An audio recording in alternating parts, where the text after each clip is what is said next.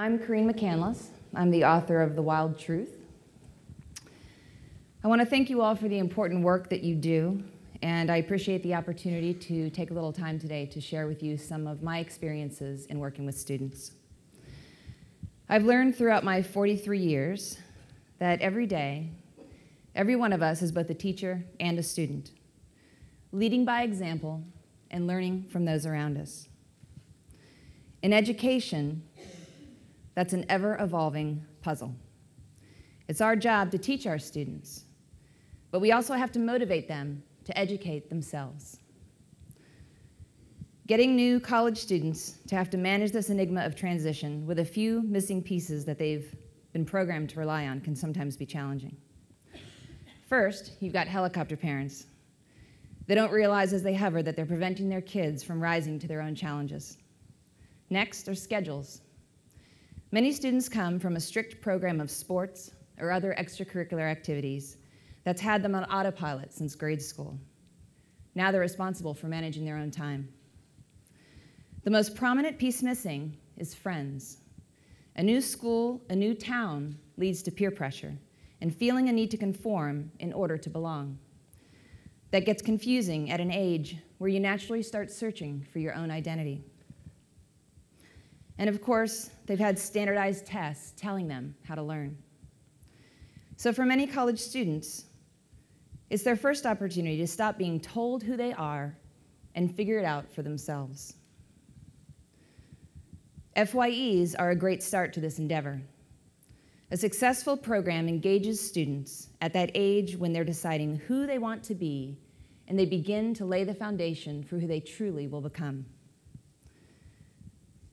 For almost 20 years, many FYEs have used Into the Wild as their common read, and its standard curriculum in thousands of high schools across the US. So for many new college students, it's at least their second time reading the book. Into the Wild is a powerful, true story that follows a young man on extreme adventures across North America. It's a great example of how students learn better from narratives than from lectures. I spoke often with John Krakauer while he was writing it, because he wanted my personal insight about the book's protagonist, my brother, Carine McCandless. Into the Wild studies Chris's final trek on foot into the wilderness of Alaska, where he unfortunately loses his life. He was only 24 years old. His final days were spent in an abandoned bus on a trail more than 20 miles from the nearest road. The mystique surrounding his journey provides ample matter for class discussions and essays. They don't focus on the fact that he died. They focus on the fact that he truly lived. In 2007, Sean Penn's stunning film version of the book was released. I worked as a contributing writer for the narrative of the film. It was a project that honored Chris, but the mysteries about his decisions remained private. I had yet to learn that what mattered most to Chris, absolute truth, would do the most good. Several years ago, I finally started accepting invitations to speak at schools where Into the Wild was required reading. At each visit, I received the same questions, and I became more comfortable talking openly about the truth behind the reasons for Chris's journey. Until that time, I'd mostly stayed behind the scenes, and I didn't speak often about an important part of my identity, being the little sister of Carine McCandless. The main parts of my very busy life, running a business and being a mom, had nothing to do with that role. But working with students made me open up, and the voice that accompanied that part of my identity grew louder. In the fall of 2011, Into the Wild was the FYE book of choice at Virginia Wesleyan College. I was asked to give the commencement address. For the first time, I spoke publicly to a large group about the issues of domestic violence that plagued our childhood, the devastating effects of which were compounded by constant lies, manipulations, and threats. The disclosure was brief. It wasn't the main focus of my presentation to the students by any means, but I soon learned how significant it was to them. Since I lived close to VWC, I worked with a few classes throughout the semester, answering their questions about the parts of Chris's story our story, that until then had remained untold. Having complete answers was essential to the students. Providing the missing pieces enabled them to connect with Chris beyond the literary legend that he had become. It was then that I understood that the greatest lessons come from what makes people human, not from what makes them iconic. I witnessed firsthand the incredible impact knowing the rest of the story had on the students. It became more than just an assignment to them. Regardless of whether they admired or admonished Chris, it got them to take a closer look at the world around them, at their own families, and at themselves. What would they have done in his position? More importantly, what are they going to do from their position? These extra classes were being conducted by Dr. Doug Kennedy, a favorite professor among students. I noticed how the teens always seemed attentive yet relaxed in Doug's classes, and I remember hearing them talk about how cool it was that he really seemed to get them. Doug had already been teaching Into the Wild to students for well over a decade. I remember sitting in his office on many afternoons in our animated discussions about the experience reading the book along with my added perspective hat on the students. And I found it wasn't just at Wesleyan.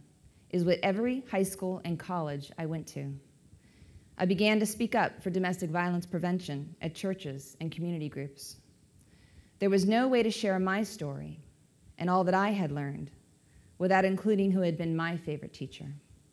After all, most of Chris's life was nearly the first half of my own.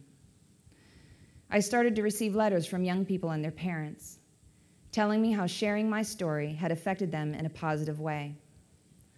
I had educators telling me the new information was teaching the way that they taught Into the Wild, changing the way. I began to understand that I had something very important to share, and I was finally ready to share it with as many people as possible.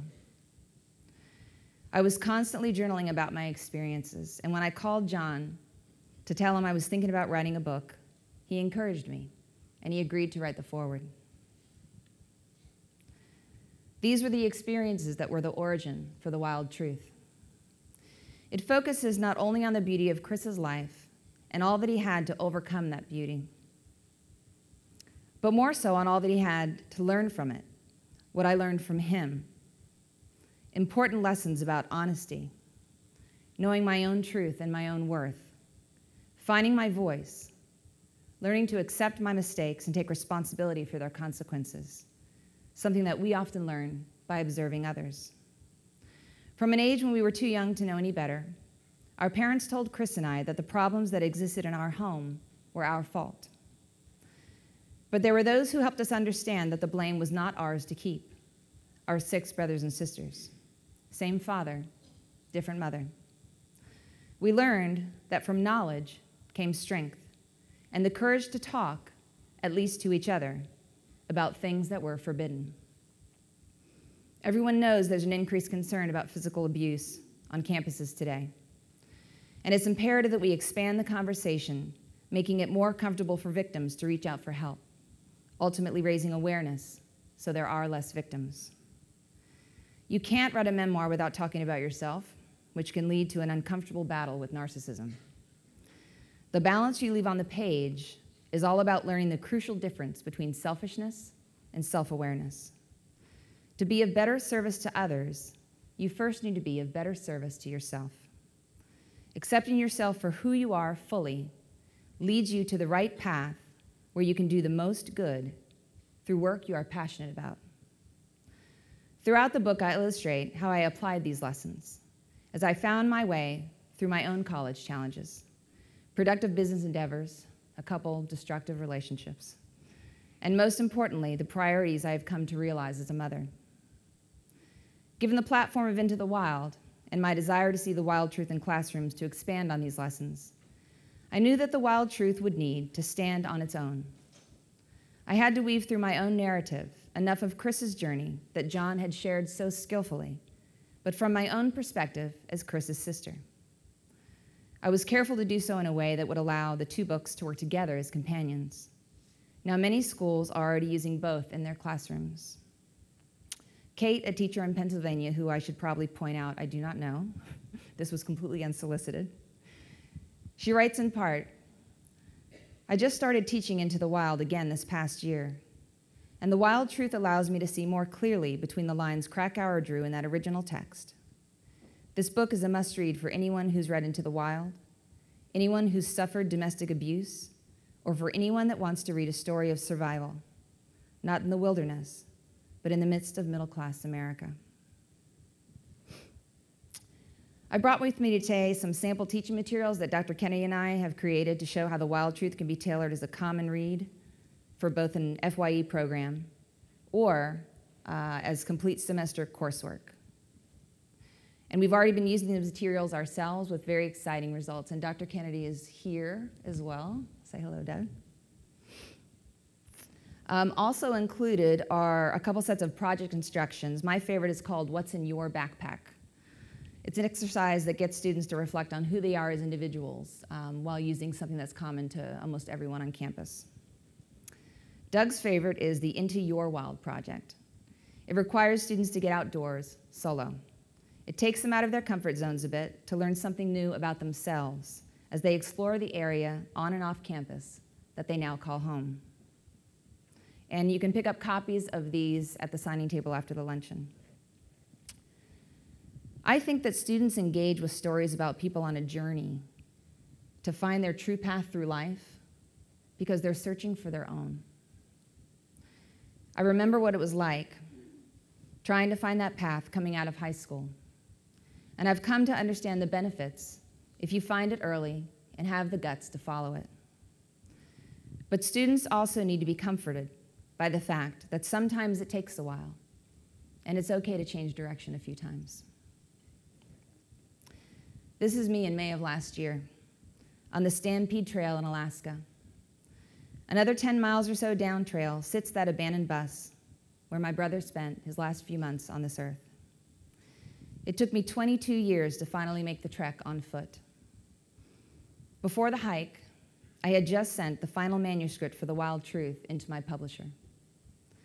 The catharsis of that journey had prepared me for this one, and I was finally ready.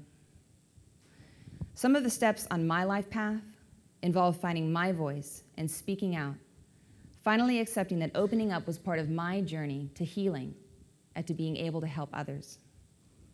But it took me 2 decades. I will never know how things may have been different if someone had shown Chris and I that it was okay to speak about these things when we were coming of age. But I can see the difference it is making now. Every time I speak at a school, at least one student lingers until everyone else has gone. And they come up to me, and they talk about a burden that they've been carrying, and they ask for help for the first time. I haven't left one school where that hasn't happened. And just a few weeks ago, I received a note from a young girl in the Midwest. It's short but powerful. Dear Carine, I'm 16 years old, and domestic abuse is something that's disrupted my life every day for as long as I can remember. It's normal for me, and I have never envisioned a life without it.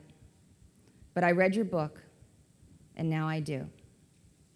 I just wanted you to know that I'm going to be okay. I'm going to be a survivor, not a victim. Ultimately, The Wild Truth is a sibling survival story. Of Chris's 7 living brothers and sisters, 6 of us have children, and we've all broken that cycle of violence. I don't speak for them, as we have all dealt with things in our own way, and we've walked our own paths. But we all have each other to rely on, and we rally together when circumstances demand strength in numbers. Students need to feel that same strength when they're away from home. They need to feel safe and empowered. They need to feel comfortable talking about who they are and what they need. Students need reassurance that it's okay to determine their own path, their own purpose, and to not be limited to one that's been laid out before them.